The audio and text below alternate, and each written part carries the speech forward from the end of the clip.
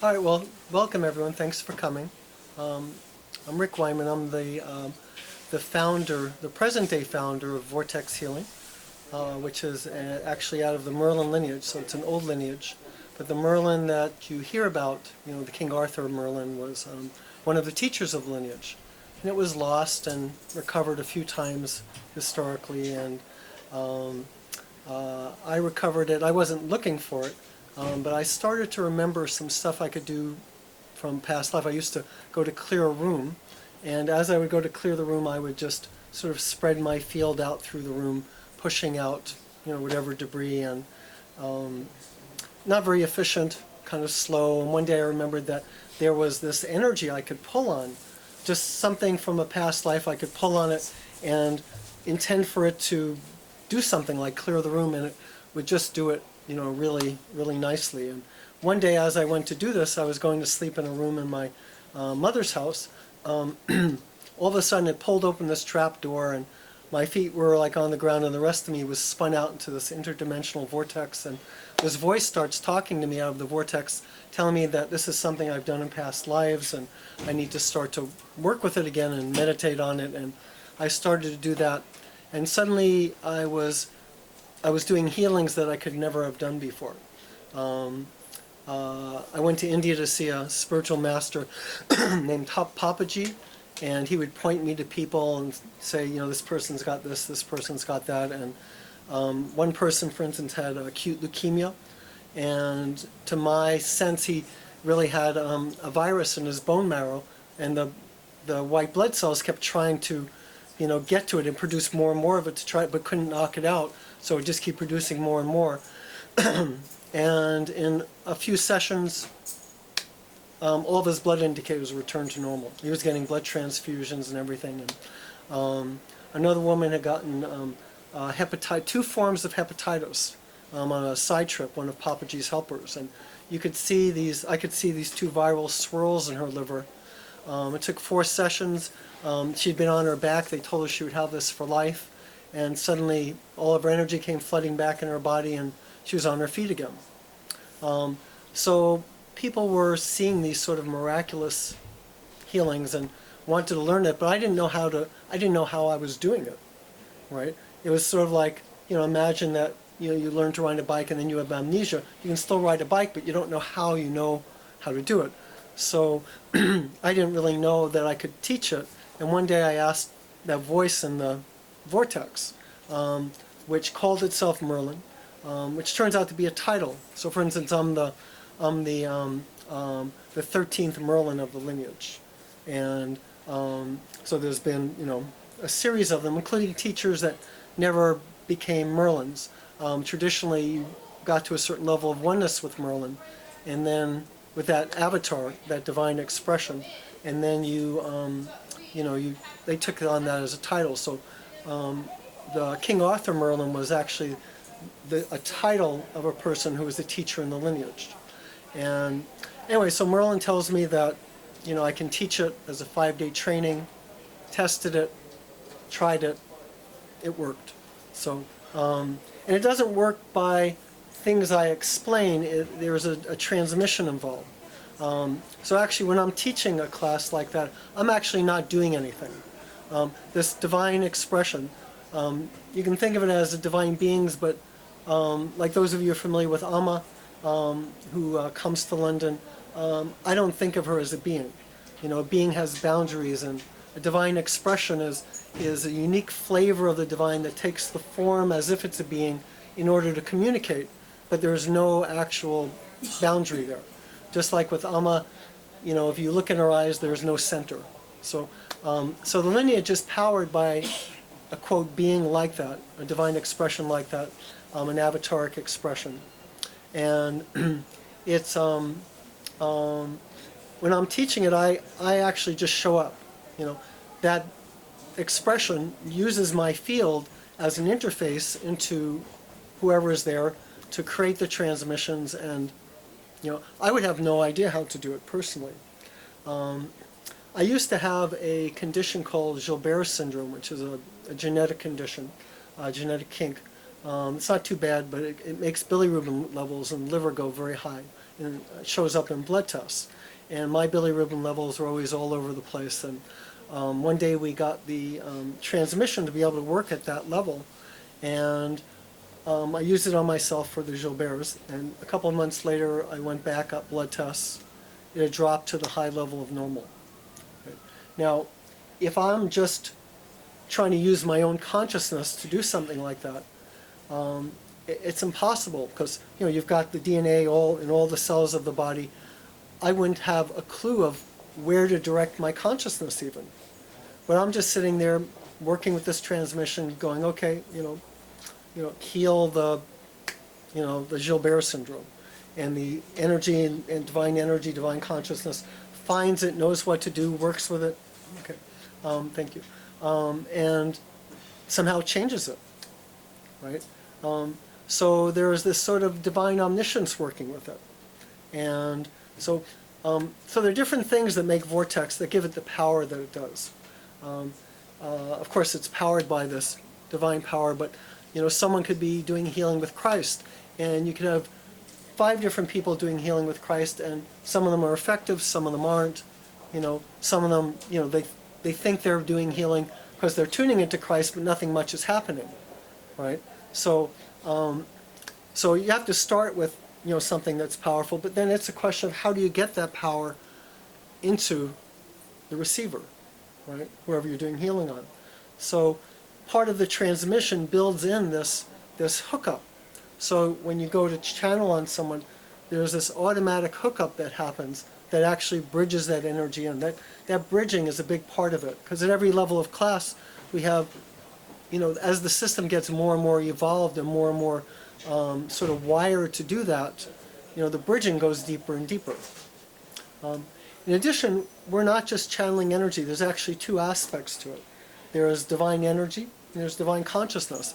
And even though, they're flip sides of a coin, they function differently. So like you have meridian pathways. So when you want to channel energy to energize those, you're channeling energy. But let's say you want to work, let's say you've got low kidney energy, so you're channeling energy to bring up that kidney energy, but you want to be able to get to the issues, the consciousness that's causing the low kidney energy. That's where the divine consciousness comes in. So it goes directly to whatever the consciousness is. It works with the consciousness while the energy works with the energy. So you've got both working at the same time. And with the bridging, it just, the stuff is just miraculous. If you go to the website and you click on stories, all the stories in there, all those healing stories are all personal experience of these different Vortex students, of people they've worked on from all different levels, including people who've just taken the basic foundational course. There was a woman at that level in Ireland who was brought someone who was in clinical depression. She couldn't work, all this kind of stuff, and they dragged her in and put her on the table. And this woman was a Reiki master, knew that she couldn't touch it with that. She'd taken 1 Vortex healing class, used that, and in the middle of the 3rd treatment, the woman, something cracked. And this woman started laughing, the woman on the table, with the clinical depression, and somehow the clinical depression had cracked. And she was able to go back to work. And now, of course, that doesn't mean that every clinically depressed person we work on is going to have that same result. But it just shows that even at when you first get the basic Vortex healing tools, that they're very, very powerful. I freaked out my first acupuncturist. I took my pulses and he said, okay, low spleen energy, and I said, give me a moment. And a couple of moments later, he read them again, and it wasn't low anymore. You never see anyone who could change their own pulses like that, which of course any Vortex healing student can do by channeling Vortex healing to bring up that particular energy. Now, I've written 2 books. One is about Vortex healing, and the other is about awakening. And traditionally, these things tend to be kind of separate kinds of paths. People become healers, or they go into meditation. But for us, they're sort of tied at the hip kind of thing. Because as a person gets freer inside on an awakening level, their energy system evolves. That evolution in the energy system enables us to give them deeper healing transmissions. Okay? And those deeper healing transmissions evolve the energy system that makes it more ripe also for the awakening. So it feeds on each other. So in the first classes that someone would take, the classes are all teaching different healing tools, deeper and deeper. But in the background, because which I didn't know this when I first started teaching, the background intention of the divine expression, the source of our lineage, is actually for awakening. And not in a general way, but in a really specific way. The idea is that if everyone, stays with lineage to a certain point, they're going to wake up. And anyone who'd be drawn to do that would be in a place where they would be starting from a place where that could be done as well. So in the background, what's happening as the system is going through this kind of evolution, Merlin is actually getting the system ready so that someone hits a certain level of class, that awakening can happen.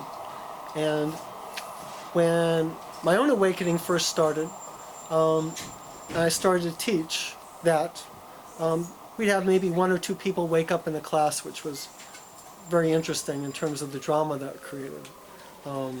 People would be jealous. Why them? Why not me? They don't deserve it. I do. I've done all the meditation. They haven't. It's really quite something to see. But at some point, something evolved in the lineage and in my system in terms of what could be done for people that were ripe. And anyone taking that class would be considered ripe, so that we could actually do that on a class level. So what happens is that people take certain classes, and then there is the option to start taking awakening classes, which then creates the possibility to take even deeper kinds of healing classes. So it's both an awakening lineage and a healing lineage, and for us from day one they're not separate. So for instance, let's say you brought in a past life issue of anger from your last life. Okay? Your incarnational consciousness, which sits in an incarnational body, comes in and it sits in your spine and has these little spots in it called karmanots that are like the center of your karmic issues, of your incarnational issues. So it sits in the spine. It looks like this little dot, this little tiny dot, which if you expanded would look like a hole, which is the consciousness of pure separation in the center, surrounded by this web of all this memory and the consciousness of anger, let's say. Okay? So someone comes to you and they've got this anger issue and you want to do healing on them. This is a fundamental place where this anger is sitting, is in this karma knot. Okay? So in order to clear that anger issue, you're going to have to clear that karma knot. And basic level students can work on karma knots. When you clear a karma knot, though, the way it clears is not just conditioning coming out. In the center of that knot is this pure consciousness of separation in this spot in the incarnational consciousness. The only way you can clear that is literally by waking it up. So, Merlin's energy consciousness comes in, wakes up this spot of pure separation consciousness, it turns to light, and this karma knot releases, but what's happened with that is that something's become a little more awake in the system. Right? So just dealing with issues, ultimately you have to wake things up. Right? So the awakening process is really an extension of that. And you can't really come into a fuller kind of healing in your being without that awakening. So if we're going to be a healing lineage, to do it right, we need to have awakening as part of that. Otherwise, all we can do is a certain kind of sort of symptomatic healing. And for certain things, without getting to the core of the issue, you can't do that either. I mean, when there's a virus involved, that's one thing, but, clinical depression, you're not really dealing with the physiology there, you're dealing with some kind of consciousness. And any major issue in a person's life is going to have that kind of karma knot sitting in the center of it. Okay. our website, vortexhealing.org, because I don't have a lot of time to talk here today. There's lots and lots of information on it.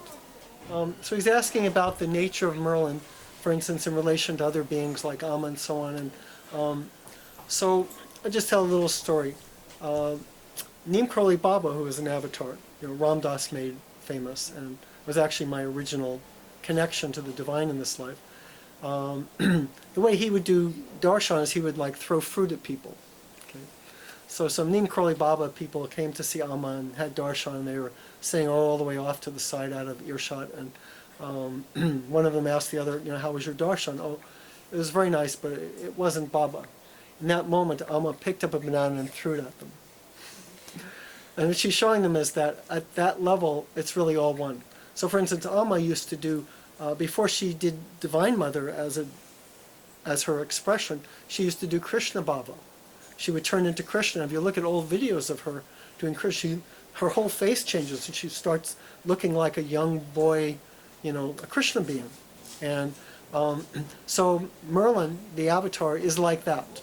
It's a different expression, and the expression it is actually the where, like Divine Mother, she stopped doing Krishna Baba because as Divine Mother, she would naturally express a different kind of compassion, be able to help people differently, where Krishna is more about play and that kind of thing. So Merlin is about magical transformation, and that's hence the magic connected with the idea of Merlin.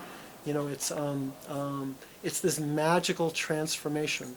And so it's this expression of the divine that is magical transformation that takes a form, that incarnated as an actual being the way Amma as Divine Mother is in a form, and becomes a human being, but inside of that is just divine expression.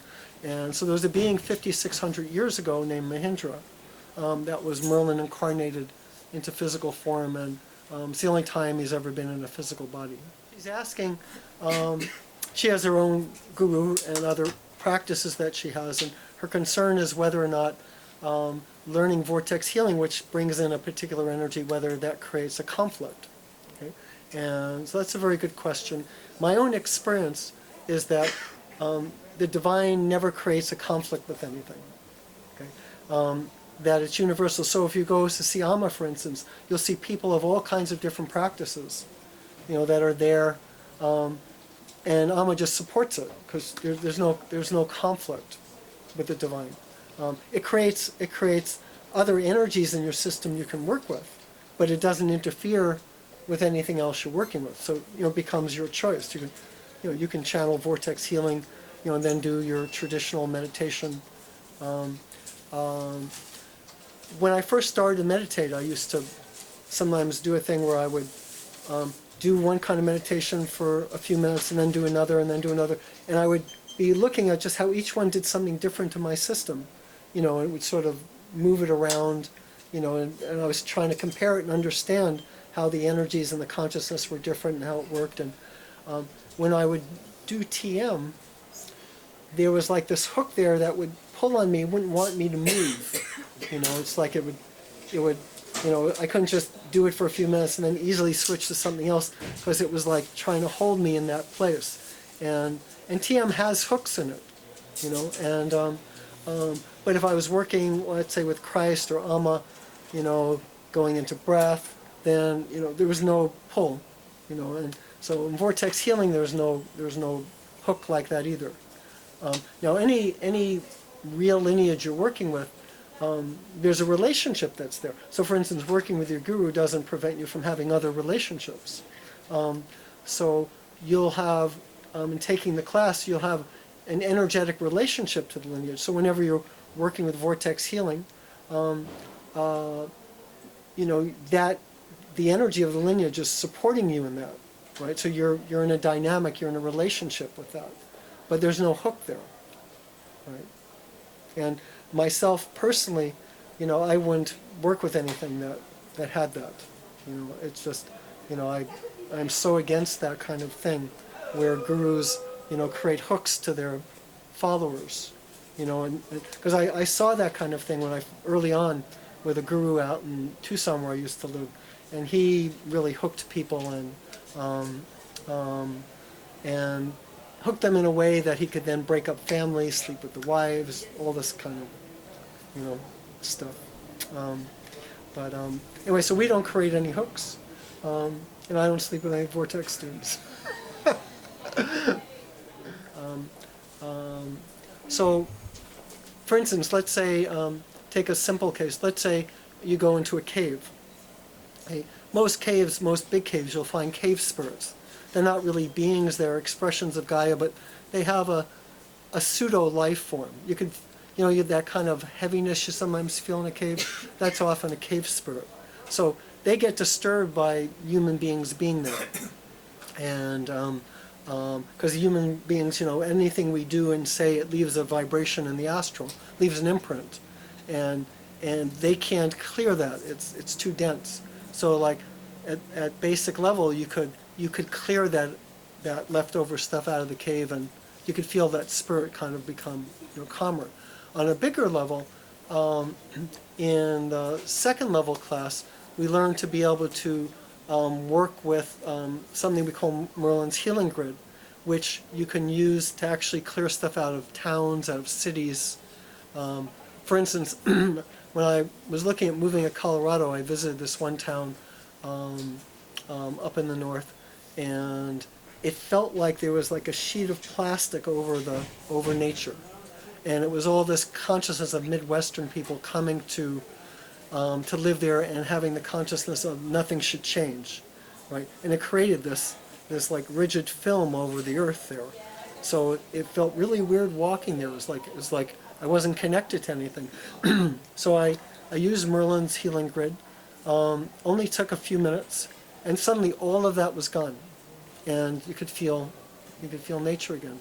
And so at higher level classes, there are these divine funnels that we can bring in that help to bring that kind of energy into spaces, and divine doors, and a lot of our Vortex students do earthworks like that, going around clearing up places. We've done stuff in London, and students are still doing that kind of stuff in London. Absolutely, and you can use it to heal individual, things in nature, or or large areas like that.